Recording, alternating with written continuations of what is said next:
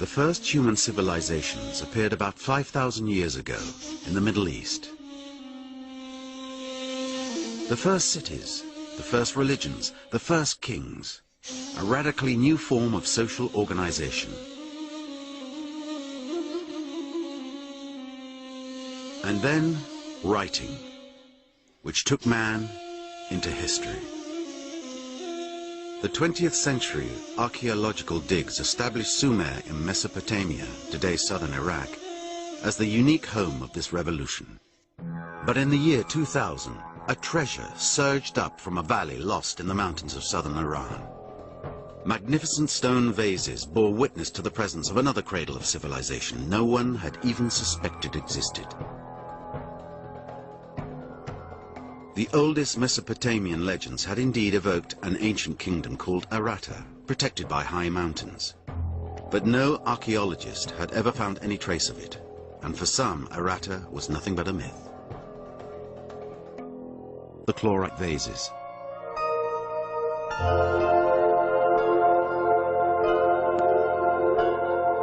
It's a step construction, but it's huge, it's gigantic, 400 meters by 400 meters.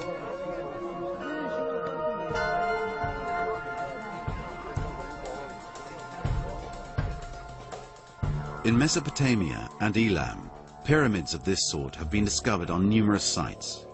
We believe that they were religious monuments. In Mesopotamia, they're called ziggurats. But the oldest yet found dates back to the end of the 3rd millennium pre-Christ, and none have a base longer than 120 meters. With the first level at nearly 400 meters long, this one would be several centuries older and significantly larger than any of the other known constructions of this type.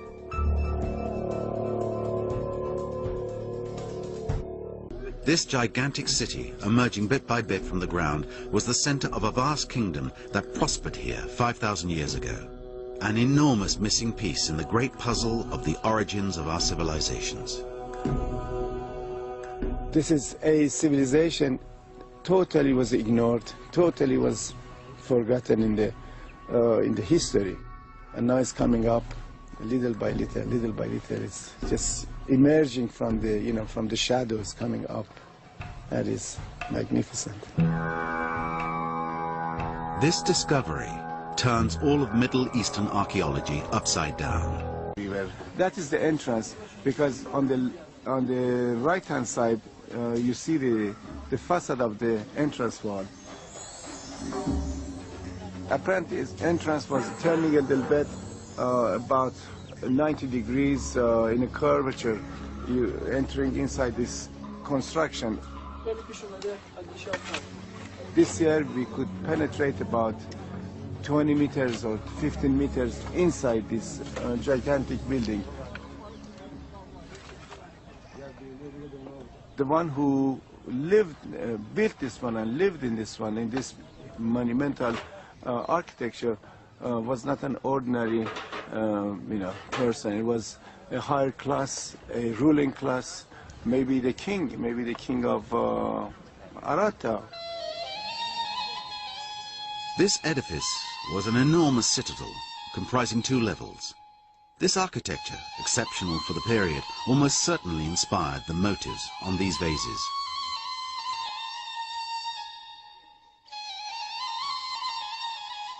And for the archaeologists, it's one further proof demonstrating the degree of sophistication attained by this civilization. Among the seal impressions, Holly Pittman finds new proof of the originality of their talent. To her great surprise, she finds a type of motif she's never seen before. This is a very highly developed style with its own iconography, its own forms. And in my opinion, we have 2 or 3 master craftsmen who have tremendous imagination and who are creating images that are just full of life and vitality. The style of these seals, as sophisticated as that of the chlorite objects, demonstrates the extraordinary creativity of the artists of the Halil Valley. For Professor Majidzadeh, this exceptional talent might be one of the keys of the influence that this civilization exercised over its epoch. You have never seen elsewhere in the entire region their imagination, their artistic value they have used on this. You know, when a merchandise goes from one place to another, even today, the ideas goes with it. Some of the recurrent elements in this iconography seem, in effect, to illustrate legends that we see appearing much later in Mesopotamian imagery.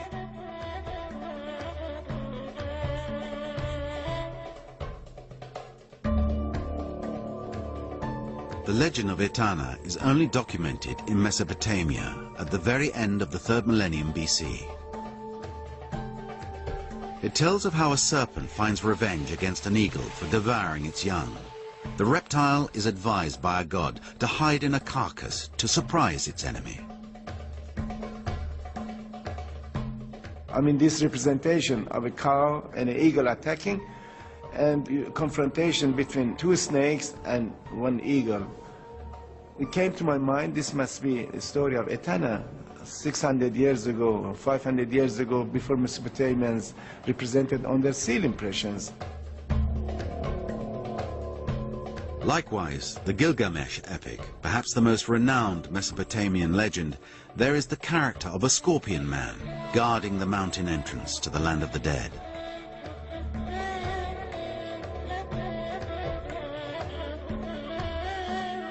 But in all of Mesopotamia, only one image has been found representing it. In the Rud Valley, the scorpion man appears on dozens of different vases.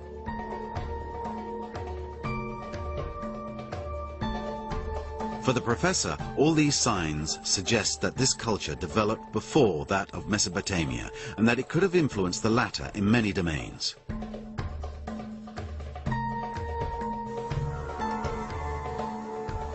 When the results from the site's geophysical readings arrive to Eric Fouache, the professor's intuition seems to be confirmed. We can see quite clearly here in red and brown a bedrock, which is the topography upon which the people of Konar-Sandal first settled, whereas we've got a dozen meters of deposits on top of it, which are very probably, in their entirety, archaeological deposits. About a meter down, we see the appearance of geometric structures that couldn't be anything other than walls. And at 2 meters, we can see that the anomalies aren't arranged in the same manner.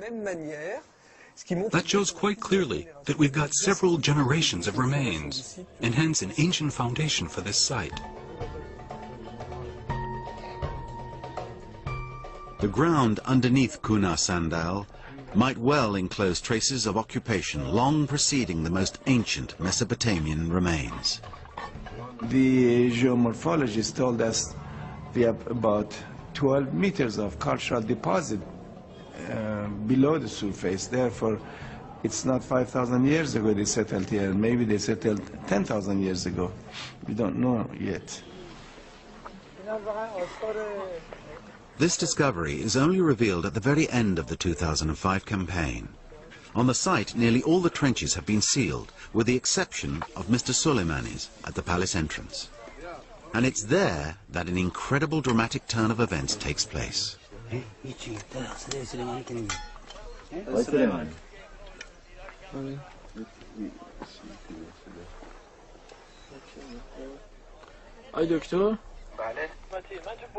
Professor, we've just found a piece of baked brick here.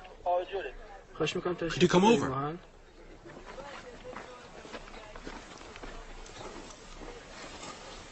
On this piece of baked brick, the first discovered on the site, there are clearly carved out characters. There is no possible doubt that it's an ancient inscription. Give it to me, please. Is it you who found this? That's very good. Thank you very much. Everyone had hoped but never dared believe that they'd have it in their hands. This civilization had also invented a form of writing at the dawn of the 3rd millennium BC. right on the top, on the latest layer, we have this writing. And as I said, we have 12 meters of cultural remains below this. And chances are we find earlier version. And you never know, one day maybe writing begins from here. I'm not claiming anything, but I mean, you never know. Really, it's frightening. I don't dare to say what changes this site is going to bring, because no one will believe it.